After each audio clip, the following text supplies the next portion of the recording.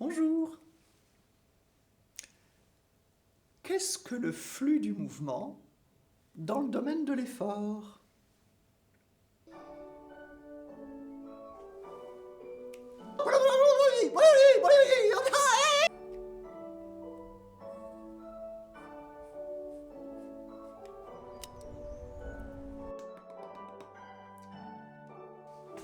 Oh!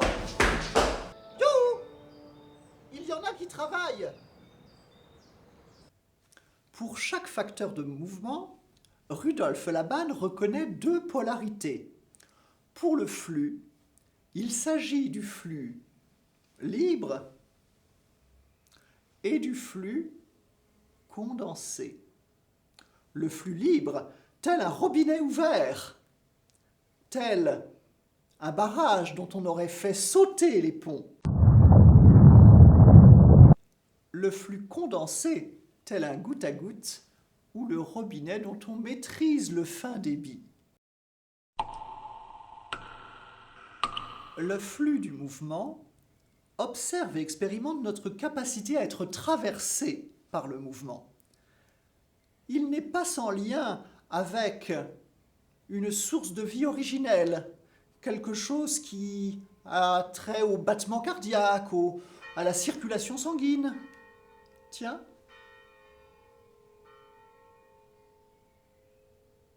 Il est 4 heures.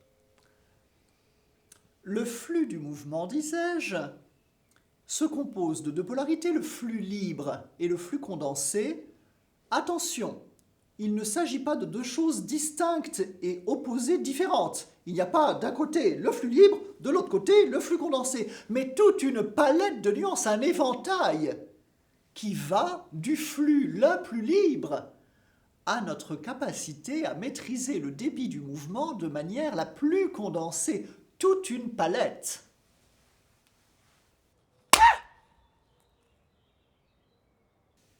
Quelques exemples. Ces exemples reflètent des familiarités avec un facteur, ne sont pas une définition de ce facteur. C'est juste pour vous aider à saisir un petit peu quelles sont les couleurs, où est-ce qu'on les rencontre dans la vie. Par exemple, le flux libre. Le flux libre, on les rencontre dans les volutes de fumée. Vous voyez, ces choses un petit peu rondes, évanescentes, qui s'éparpillent. Le flux libre, on l'a par exemple quand il y a une perte de contrôle. La perte de contrôle, on la rencontre par exemple quand quelqu'un tombe à l'eau et ne sait pas bien nager, il se débat, vous voyez, il y a quelque chose qui perd de contrôle comme ça. Imaginez-le, faites-le en même temps, vous voyez, hop, vous voyez, on maîtrise moins. Oh mon Dieu!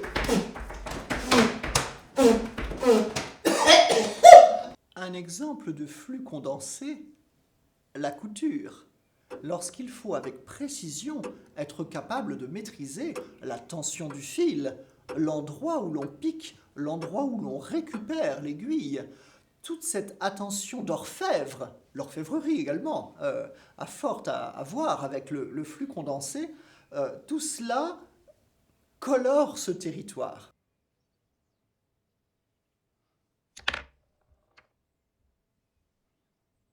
Un autre exemple de flux condensé, lorsqu'on manipule des objets tranchants, lorsque nous tranchons une tranche de saucisson pour l'apéritif, ou que nous préparons un mets à base d'ananas qu'il nous faut trancher en tranches. La tranche d'ananas demande une maîtrise du flux. Un exemple de flux libre. Il n'y a pas que du flux là-dedans, mais vous verrez que ça colore quand même. Les senteurs du printemps. L'état de dispersion et d'ouverture que cela crée chez vous n'est pas sans lien avec le flux libre également. À bientôt.